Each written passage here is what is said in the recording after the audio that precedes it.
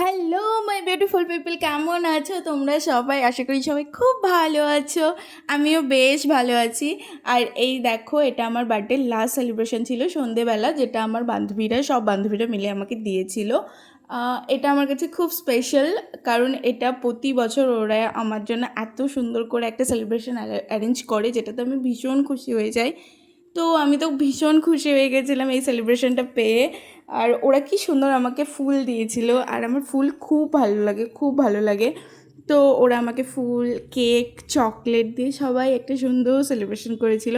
তারপরে ওরা এত শয়তান, তারপর আমাকে এখানে জোর করে এই গাঁদা ফুলের মালাটা পরিয়ে দিয়েছিল। আমার তো খুব রাগ উঠেছিল, তাও ওই ওদের কথা শুনতে লাগে, মানে পড়তে লাগছিলো এটাই।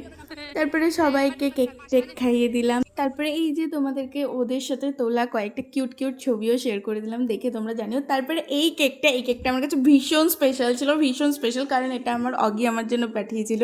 অবশ্যই এবার বার্থডেতে অগি আমার কাছে নেই, কারণ ও থাকলে আমার বার্থডে মানে এত সুন্দর করে সেলিব্রেশন করে, এত সুন্দর করে সেলিব্রেশন করে, যেটা এত ভালো কিছু ও আমার জন্য সারপ্রাইজ অ্যারেঞ্জ করে, যেটাতে আমি প্রতি বছর পুরো অবাক হয়ে যাই।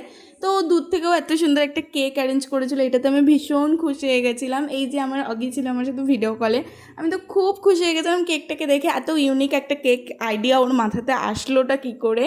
তো যাই হোক, থ্যাংক ইউ সবাইকে, আমি ভীষণ খুশি হয়েছিলাম। তারপরে আমি চলে গেছিলাম আমার কাকিমার কাছে। আর বার্থডের দিন বলে কথা, কাকিমার কাছে যাব না তাই হয়। কাকিমাও আমাকে ফুল আর চকলেট দিয়ে উইশ করেছিল, আর আমাকে পরোটা খাইয়েছিল।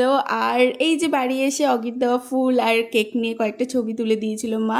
আর এই দেখো ফুলগুলো কত সুন্দর ছিল। তো তোমরা এভাবেই আমার পাশে থেকো। চলো আজকের মতো তাহলে টাটা, বাই।